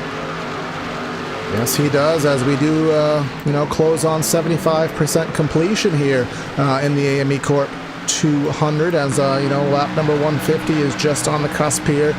So again, this is the time in the race where you can't really worry too much about being nice. You can't worry about patience. This is the time you have to go. Will we have a clean run to the checkers? Will we have some more cautions? It's going to be very interesting as the battle for the lead does present itself. 08 very high in 3 and 4. Yeah, he drove it in just a little bit too deep. That allowed the 95 the opportunity to slip underneath them, and not much of a fight given there. It looked like the 08 is just struggling on the entry of the corners right now with that back end kick. Now, if you are Nick Massey right now, you need that 08 by as fast as you can. If you're Josh Adams, that 08 is your best friend. You need him to hold up Massey as much as you can. Problem if you are Josh Adams is I don't think that's going to be for very long. But, you know, so far he's hanging right in the middle with these guys. Yeah, absolutely he is, and he's holding speed with that 95 so far. I think his only mistake there, he's showing the good speed on these two tires so far. He slipped up the racetrack once on entry, and it looks like that's his weakest point right now is the entry of the corners. He's really good off. I mean, just think of what two tires, for those who may not be as aware as others, two tires. I mean, obviously you're leaving two older tires on the car, but what it does, it almost is, in some cases, it's like you're making a suspension adjustment. Sometimes it's like you're taking out wedge. You have fresher right side tires, you have older left side tires. That will loosen up the car. If your car was a little bit on the tight side, two tires can act as a, you know, an adjustment, and in some rare cases can actually better the handling of the vehicle. Yeah, I'm really curious to see what this is going to do on the long run, but for a short run standpoint, these two tires are working really well for the 08 with Will King. Now looking underneath the 95 for the lead once again. He's looking to get it back. He may have the advantage running here on the bottom of the racetrack. Again, really good on-corner exit for that 08. Side by side into corner number 3. I mean, we said, oh, he washes up the track. Big contact up into the outside walls of 95. Look out, Josh Adams. And here comes a 3-wide move with Marshal Stanley on the bottom. Marshal Stanley, he's going to go into third. Well, he was going to go into third. They're going to be 3 wide off of corner number 2 right now. Is this going to work? So far it is, but that's definitely not what anyone needed to see, except if you're Nick Massey, because he just had a free shot at the lead. Josh Adams gets through that as quickly and as efficiently as he can. Again, losing a couple of spots in the process. He was in the lead, now back to third. Chris Wright makes his way up to second through that, and now Nick Massey in the 48 cycles back through. Yeah, we're quickly just going to go back on SimTV replay and check that out live so you guys can see what happened. You can just see the 08 just washed up. You can see the back end get loose. He washed up unintentionally entirely, just washed up into the 95. I almost thought the 95 was going to turn him there, but they did persevere from there. But yeah, we talked earlier in the race, one of our keys to the race here was easy on the brakes, and we talked about that. You get too hard on the brakes, you slide the nose, you also kick the rear end out. Both of those things kind of happened. It was kind of one of those pushing loose things that looked like on the entry of the corner, and just slid up into the 95 innocently, but you know, it did put the 95 now in third, but 1.7 seconds behind your leader.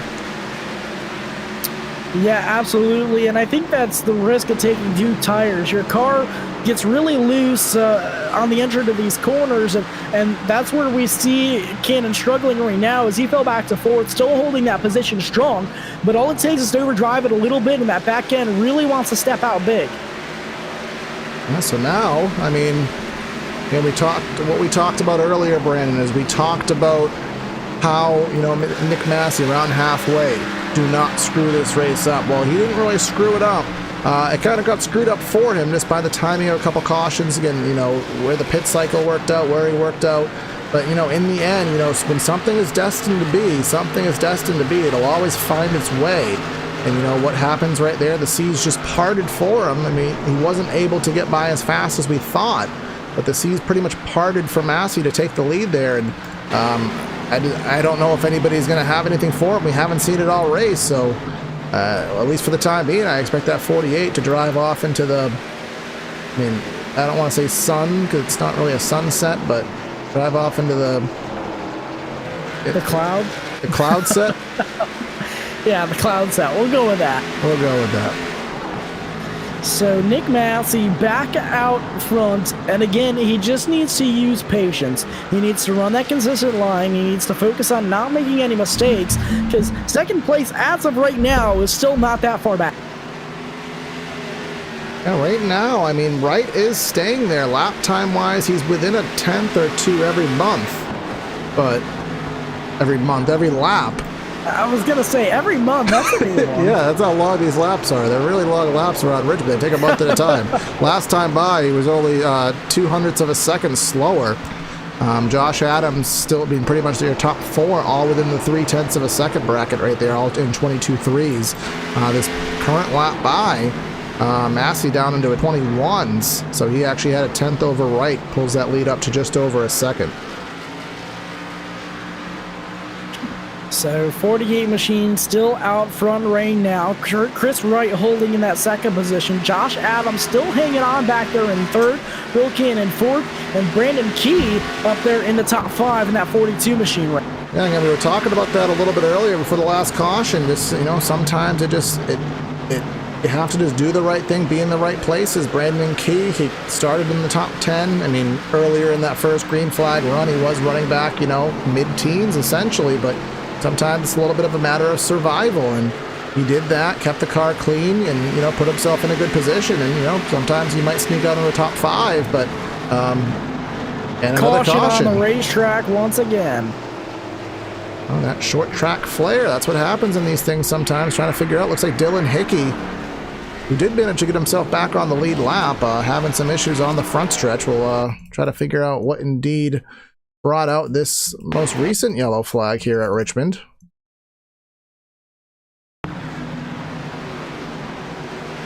Here we are off of corner number 4, the 22 machine of Kenny Lowry to the inside, 4 into the wall, and as the 4 got bounced off the wall into the 22, and the 22 spun directly into the middle of the track, trying to see if he actually made contact with anybody when the 22 had his little endeavor. That looked like a couple of things going on at the same time. 22 kind of pushed out the racetrack. The 4 got up into the wall, and they kind of just collided into each other there. I believe that was the 57. It looked like there, Adam Paddock got a little bit of damage out of that as well, as he just, you know, barely stuck into the 22 there as he spun across the track. But here we come into the pits. Again, closing in on what's going to be 30 laps to go here at Richmond. This could be the money stop, and as long as Massey gets in his stall nice and clean, as long as he gets out in the lead, Brandon, I'm going to find it rather difficult for anybody to be able to do anything with him. Right side's going up in that 48 now. Or left side's rather, and he'll be out, and he'll win the race off pit road with ease. Chris Wright going to be right behind him. Josh Adams rounding out the top 3 out of pit road. Looks like Brandon Key gaining a position. He's up to 4th. Robert Hill Jr. also gaining out of that. He's into the top 5 now in that 84. Yeah, as a couple guys stayed out the first time, they are coming in this time by. So Scott Crump again. Brandon, do I bother doing it? Do I do a pun? Oh boy. Scott Crump is rather crumpled right now. Corey, your puns are always so. That's why. That's why I ask for permission, because I know they're bad. Over the years, Corey used to just say these aloud, and then we started picking on him for him. And now we ask for permission before he says anything. Yes, if you said no, I would have gladly not said it. But you know, you didn't respond, so I took that as yes. We all know that when it comes to your bad puns, you can never contain yourself. Yes, we know. But right now we do have. It is kind of, you know, the cautions have let more drivers get back onto the lead lap. So we do have, you know, the better part of about 18 drivers, I believe, being registered on the lead lap now. A couple will be getting the wave around next time by.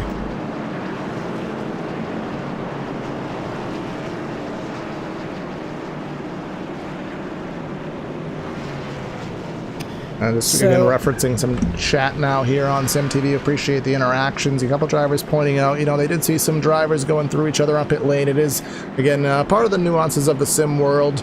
The actual pit stalls themselves do provide some, as we call it, ghosting effects to minimize, you know, just difficulties in the sim world of getting in and out of pit lane. I have been actually, it was confirmed by iRacing staff. They are working on creating full collision effects into pit road. I believe that may be out sometime this year, but at least for the time being, you will see a little bit of that. Again, this is one of the nuances of the sim racing world that are a little bit different than the real world naturally. But we do have one to go, as you do see Dylan Hickey. You do see a couple of these drivers, you know, going by, trying to get the wave around, which they're going to have to hustle because it is a short lap around here, and we're going to be going green, Brandon, very quickly, as we're already off corner number 2 and within 30 laps to go.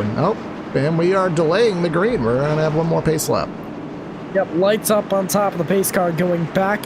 We're going to take just a lap and a half around this Richmond Raceway before we go back. Green flag racing.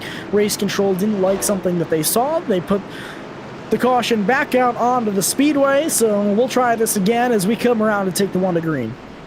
I want to do a check, Brian. I'm going to go pull up our conditions here at Richmond. I do know the track temp was in the 70s, I do believe, when the race started. We're all the way up into the 80s now, as the sun's beating back down on the racetrack. The track temp got up to about 92 degrees at one point, so it did cool back off just a little bit, but obviously as we get cloud cover and everything else, it will affect the temperature of this racetrack just slightly. Yeah, so it's going to be started off, in massive cloud cover, almost like hurricane-style cloud cover, and obviously now the sun's breaking through. This whole entire racetrack is, engulfed in sunshine now, so these last 27, 28 laps may have a little bit less grip than these guys did have, and we'll see if Massey can bring it home. He's going to come into the restart zone. He's going to get on that gas pedal as hard as he can, and he's going to take this green flag as we do come down the front straightaway into corner number 1. Down into corner numbers 1 and 2. It's going to be side by side for that second position. Here comes Josh Adler with that 95, trying to take that second place away from the 69 of Wright. Wright hanging strong on the outside. He's going to have the momentum. The 95 sticking with him out of corner number. Out of corner number 4, Wright is going to have that momentum on the top of the track, and Adams is going to have to pull in back to third. Remember, Adams has a little bit of damage on that machine after, a little bit of scruffling that he had, a couple cautions ago. I don't think it's going to be anything to hold him back. I mean, short track racing, you can deal with a little bit of damage, but nonetheless worth pointing out that 95 is not at 100% as he gets a little bit sideways off of 4. Little slideways racing action there. Dirt tracking for the 95. He's going to lose a little bit of ground to the 69 machine in front of him, and he may have a little bit of company from behind him. Robert Hill Jr. has some momentum early in this. Yeah, we talked about earlier, similar to Brandon Key, drivers who, were at the mid to tail end of the field, maybe running around top 10, top 15 the majority of the race. And, where do they find themselves at the very end? They find themselves in position. Sometimes it's about being good. Sometimes it's about survival. Sometimes it's a little bit of both. Seems to be what's going on. Right now, a lot of our top guys, if you are catching us a little bit late, a lot of our top guys have had issues tonight. Kyle Lowry is out of the race, was up there a lot earlier. Drivers such as Scott Crump were up there a lot earlier, out of the race right now. Damien Leininger, he's been up there, but now he's back in 12th. After having some issues. So our top 10 definitely has shaken up. Zihan Dura in the 9th position right now. He was a lap down and about 18th about 80, 90 laps ago. How about the 0-3 of Dylan Thomas still running up there in that 6th position? He's been through quite a bit tonight also, and he's still running strong, as you can see by the marks on his race. Well, I wouldn't even say marks. I'd say by the lack thereof race car. You can see what he's been through tonight. There's that normally would probably be a Canon radiator, but it is an unsponsored iRacing branded radiator. He is trying to take a look to the inside of that 42. Shows that he still has some speed in that thing. But you could tell down the straightaways, that's where he struggles because the speed's not there, but he's able to, make it through the corners at least decent enough. Yeah, absolutely. Hanging strong still. Probably not a race-winning race car, but still hanging strong. Maybe good enough even for a top 5 still. And just again, I do want to reference, because he is the man in chat right now, Zach Patton has gotten himself back onto the lead lap, and there he is. A little bit of connectivity issues with that number 3 machine, but he is back on the track in the 15th spot on the lead lap. And Nick Massey, what else do we say? Now we're within the 20 laps to go here on Sim TV. It's been so hard to not say my old channel, but on here on Sim TV, he is a second up, and just looking through the lap times, Josh Adams is the only other driver within reason. Chris Wright a little bit slower than all of them last time by, and that trend does continue. Massi is the only driver that ran in the O's, a 22.09 versus everybody else in the 22.1. So all he has to do is have 19 more solid laps and pray there's no caution and no odd pit strategy. That's really the only thing I think is going to come between the 48 and a victory. Yeah, the field running pretty much single file right now, so as long as everybody keeps their wheels underneath them, it hopefully maybe we can go green to the end. At least that's what the 48 machine is hoping for. When you say keep their wheels underneath them, is that referencing, staying calm, or is that referencing not rolling over? Yes. Okay. To both. Well, knowing your history, that's why I was making sure it means just staying on all fours. We don't need to talk about that. Yeah, we got a whole season of that ahead of us to have here on SimTV. 57 is scrolling back through the field a little bit. That 57 of Adam Petty, he's in 13th. This saw, again, I talked about turn 1 in the pre-race. I talked about it during the race. That turn number 1, if you get on the binders a little bit too hard, you have a little bit too much rear brake kicked into it, it is very easy to wash it out there and get very free. He just had that problem happen to him, but Nick Massey, smooth as glass as he is going around this racetrack, hasn't had any kind of issues. Really haven't seen him get too slideways, haven't seen him get on the power too hard, haven't really seen him have any issues. By the way, Corey, something I wanted to point out, and I thought I noticed it earlier, but I wasn't sure. I just went on board with a couple of these guys. They are shifting out of the corners. So they're downshifting going in about halfway through the corner, and they are upshifting out of the corners. So something really interesting here. Is that everybody? That's all of your top runners so far that are downshifting into the corners and upshifting. Well, Kyle, please tell me you have a gear reader. Yes, you do. Here, we'll go live on with your leader. He's in 4th. Well, at least Massi, at the very least, he's staying in 4th. At least through 3 and 4, that is. When I checked on onboard, he was definitely downshifting.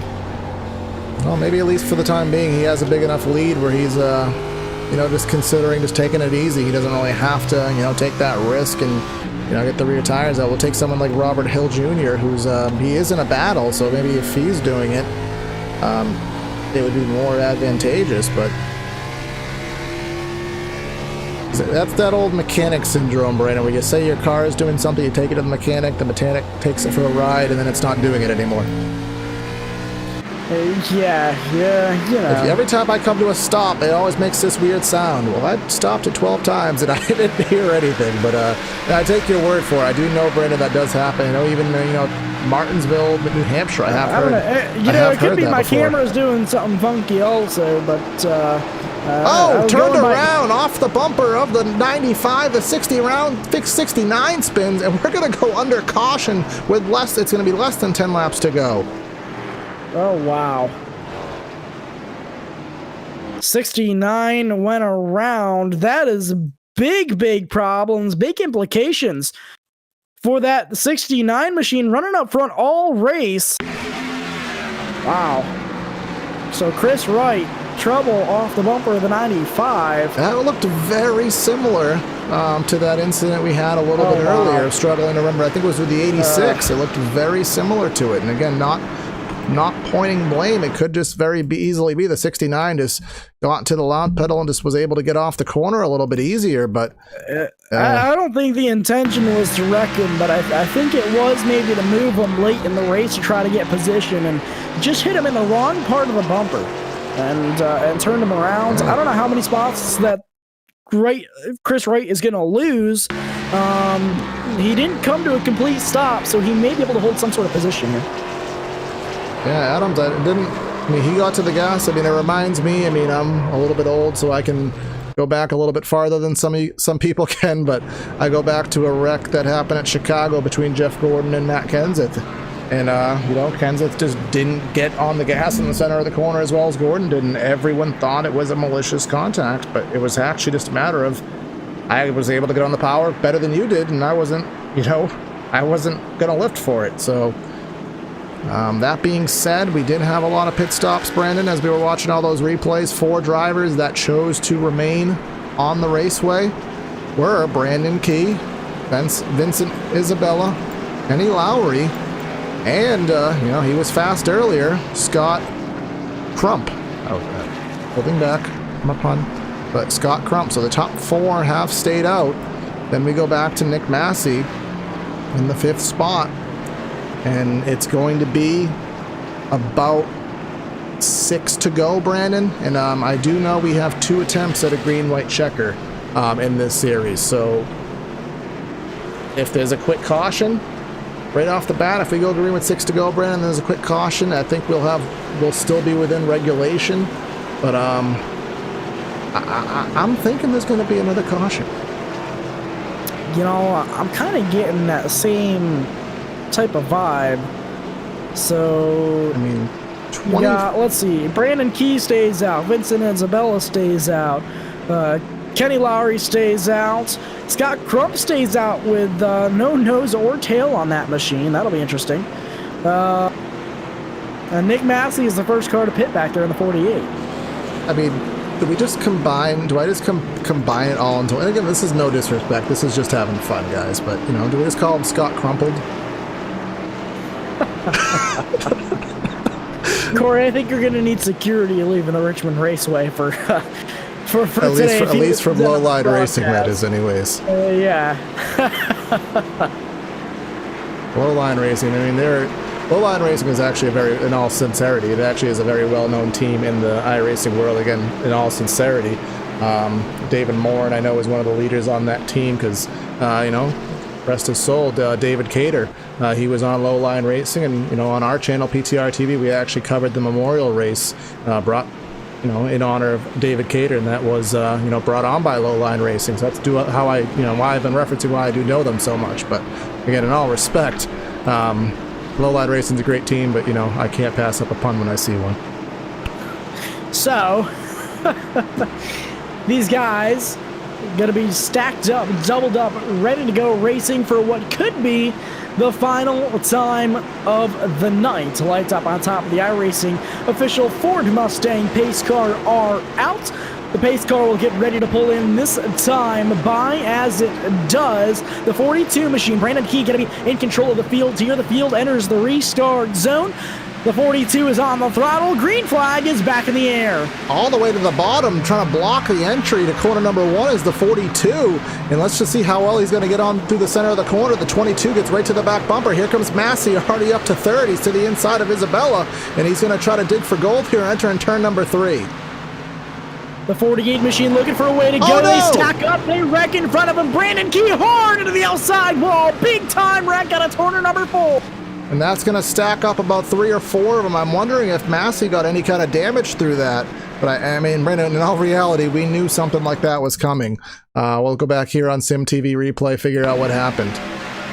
Up on 2 wheels, heavy contact. It looked like the 48 made it through okay. The 22 made it through fairly unscathed. Yeah, we're going back all the way to the back straightaway right now. The 48 is underneath the 88. The 22 just sailed it on in there, full bore into the back of the 42, made contact. Massi may have had a little bit of contact, but the 42 hard into Crump.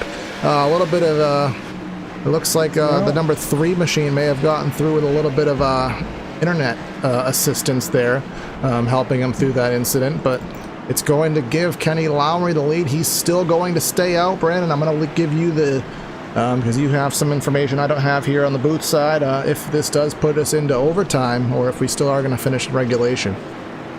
Remember what I said about keeping your wheels under you, Corey? Quite literally. Yeah, well, the 42 up on 2 wheels in that wreck, lucky to not go over really hard contact at outside wall. So, I mean, right now we are going to be at 2 to go, so, I mean, the green flag would be at 1 to go, so this should put us in 2. I'm assuming it to be our first of 2 potential green-white checker finishes. So, as of right now, Kenny Lowry going to be in your number 1 position. Vincent Isabella scored as 2nd right now. Nick Massey scored in 3rd. 4th is Damien Langer. And looks like Josh Adams back there in that 5th position right now. And was that the cue, Brandon, for green-white checker as they cross the stripe? Yes. All so right. We are in green-white checker territory as of right now. So we are going to be entering overtime. All right, so remember how this does work. 2 laps to finish this race. If we do complete 1 full green flag lap and do take the white flag, anything that happens from the white flag, the race will finish under green. If we do not make it to the white flag without incident, then, well, we'll rack them, stack them, and try it one more time. So the 22 and the 88 both are on tires that are aged, 30 laps and or older. And then, of course, we do have, the dominator of the race, Nick Massey, on 4 fresh ones. Well, he didn't pit on this most recent caution, but effectively 4 fresh tires in third. Damien Leininger, who's been all over the place today, is in pretty decent spot on the outside of row number 2. Then rounding out your top 5, Josh Adams, who's been arguably the second fastest driver of the evening. Wrapping up the top 10 is going to be Marshal, Stanley, Will Cannon, Kyle Hanshaw, Endora, and Dylan Thomas. So, I mean, Brennan, the obvious pick is to say that 4 tires is going to get up to the lead within 2 laps, but realistically, are you 100% certain on that? No, I'm not. And quite honestly, the 48 machine has some serious speed in his race car, especially with all due respect, compared to the guys in front of him. He's just showing that much domination over the entire field today. But at this point, I'm not too sure of who's going to win this race. We already saw a really close call at 48. All it takes is one more time for him to possibly get involved in something, or anybody else for that matter. And, we could have a different winner than foreseen from lap 100.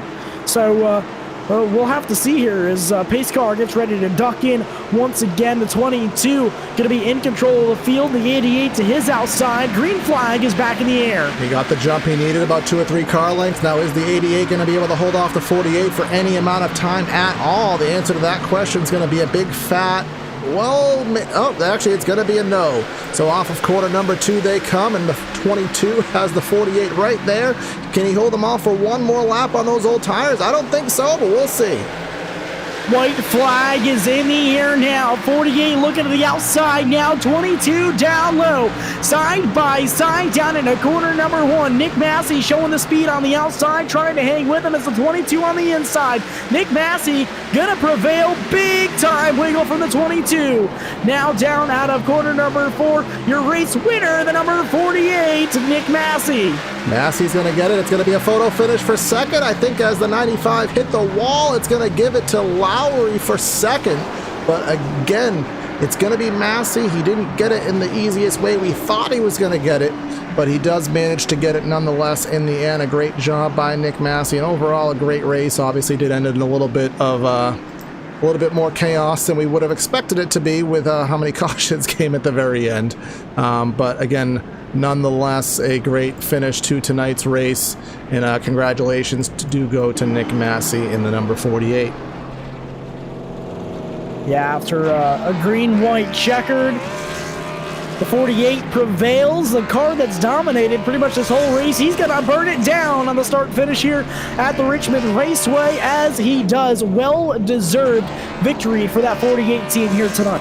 As he does that, we will go over the final results, and we will prepare for interviews here in just a moment here on Sim TV. And I'm not entirely sure how Kyle and Finian do it, but this is how at least we'll do it for tonight. We'll go over the final rundown here at the Richmond International Raceway. Nick Massey with the win, Kenny Lowry in second, Josh Adams in third, Vincent Isabella in fourth, Damien Leininger in fifth, in fifth, Will Cannon in sixth, Kyle Hanshaw in seventh, Marshal, Stanley in eighth, Endora in ninth, and Dylan Thomas in 10th. Again, I want to give a shout out, especially to the 10 machine of Endora. He was out of it the whole race, but manages to survive and get a top 10 just based on being there where it matters. Finishing in that 11th position is going to be Chris Wright. Johnny Thomas finishing 12th. 13th is Adam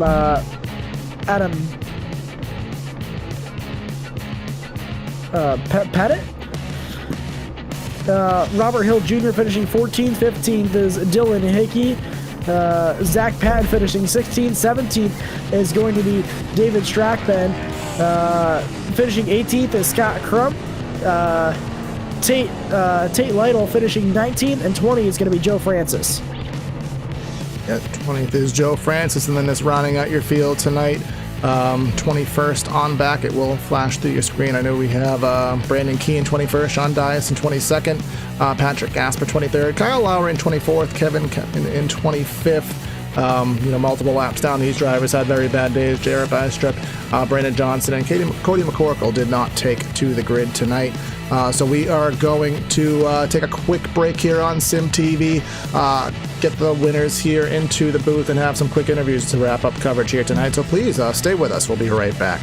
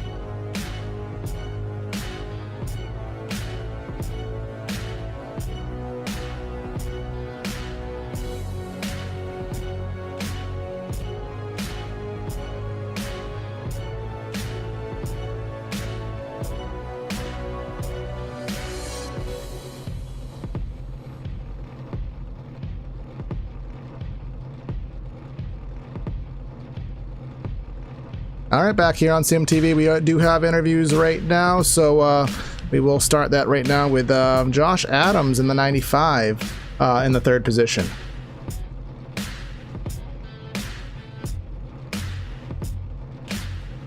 In just a moment as we do solve some issues here. Again, our first time broadcasting out of this new server, so do bear with us while we find that. Waiting for Josh Adams to come up with a talk to us.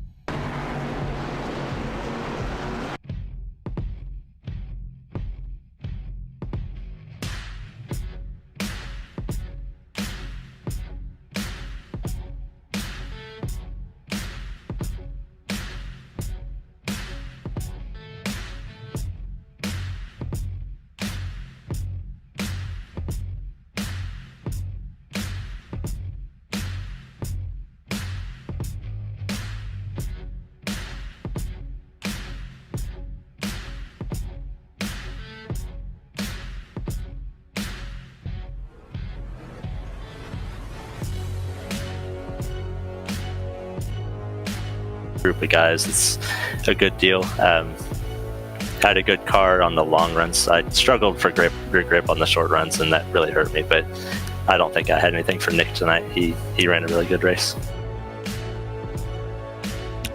Yeah, obviously some bad fast guys out there running with you. You did a really good job. You come home after an eventful race today at Richmond. You come home with a podium finish. Nevertheless, who you got to thank tonight? Brian Sykes at Protect At. This is my first race for him and those guys, so good to bring them home, in the top 5. My teammates, Nick's one of my teammates. He won the race. Brandon, Damien. Chris is a good friend of mine. He ran really good for the Chairgate and car, filling in for Christian. That's about it.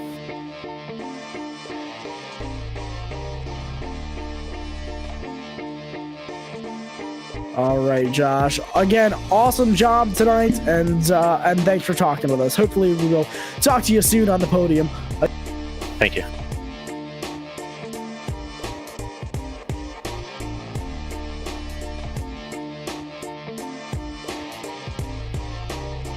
All right, and now I have caught up with the number 22, Kenny Lowry. Kenny, you got a copy, brother?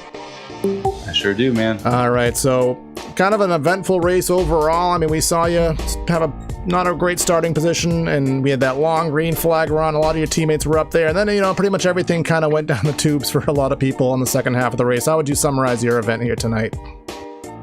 I got to be happy with the effort. I raced on that long run there, I raced myself up to third there, and I thought I was going to be in pretty good position towards the end.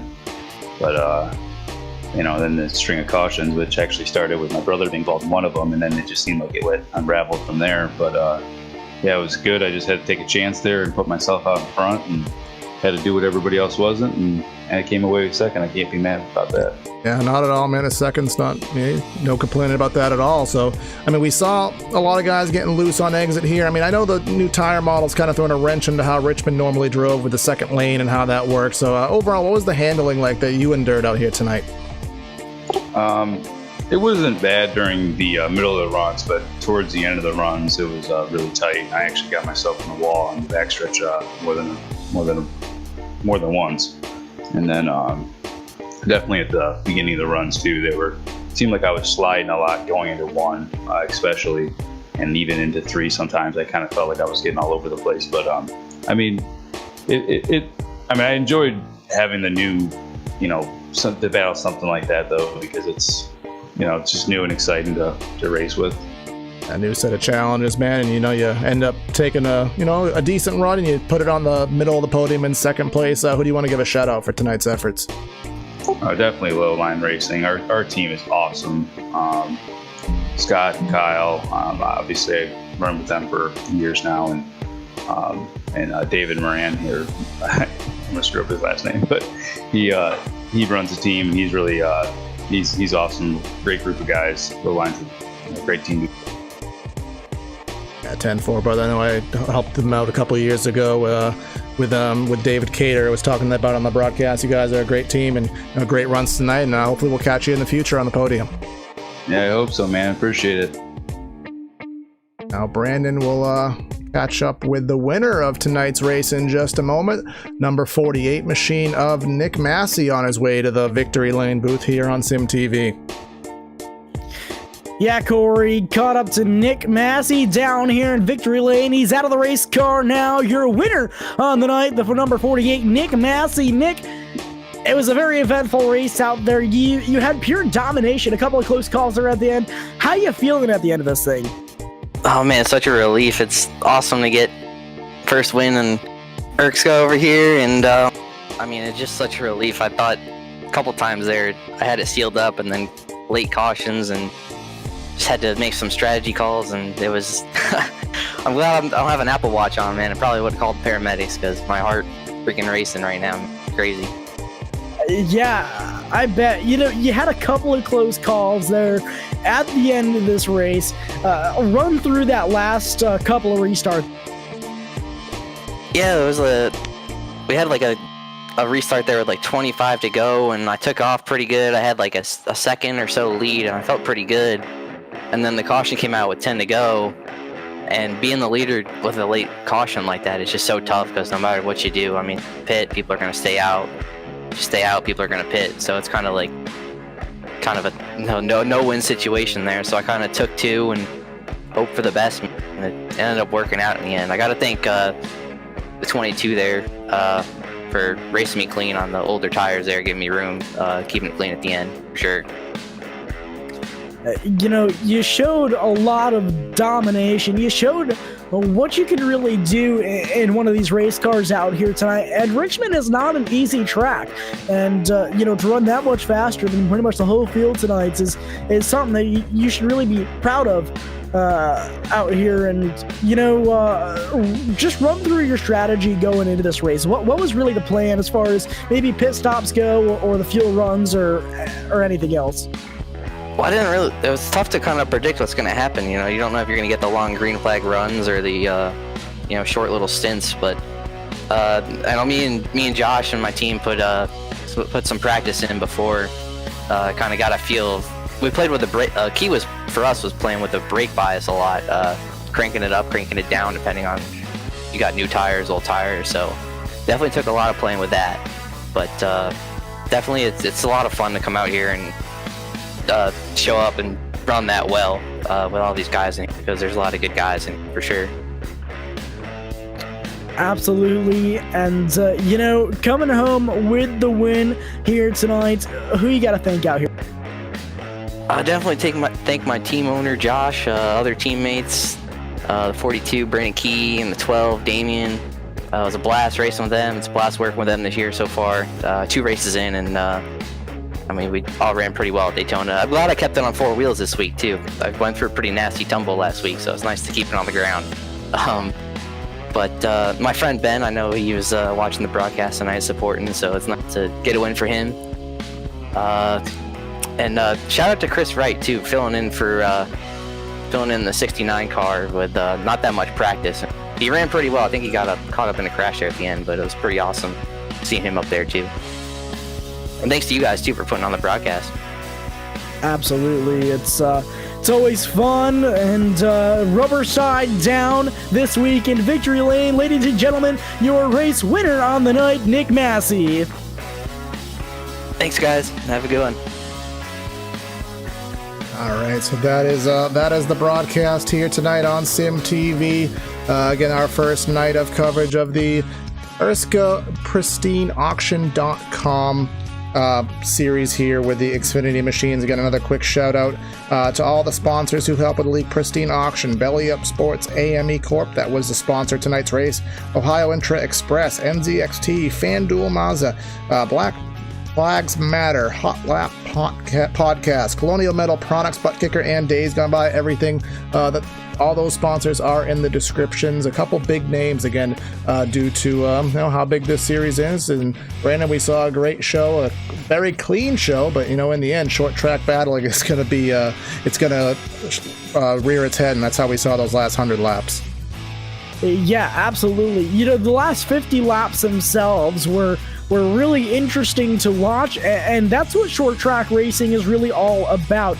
These guys were able to rough it up a little bit, but they all kept it fairly clean, and in the end, it was a hard, clean last lap pass for the race. It was. So again, we want to thank everyone for showing up to Sim TV, checking out today's coverage. Again, I just caught myself right there, Corey Silva and Brandon Kreutz again from PTR TV. We're going to be covering another 12 of these races for this series. Next week is at ISM Raceway. It will be the Sim TV, the founders. It will be Kyle and Finian giving you guys the show next week. But after that, next time you will catch us into the booth will be, looks like based on the calendar, on March 16th at the Atlanta Motor Speedway. And I do know there's going to be some updates to the iRacing service as of tomorrow. And I do know Atlanta is going to be its slick and difficult self. So going to be an exciting night of racing there. So I do want to thank everyone again for tuning out. Thank Brandon for helping me out. Thank all the sponsors and all the viewers. Have a great night, and we will catch you next time. Good night, good racing, and we'll catch you next time.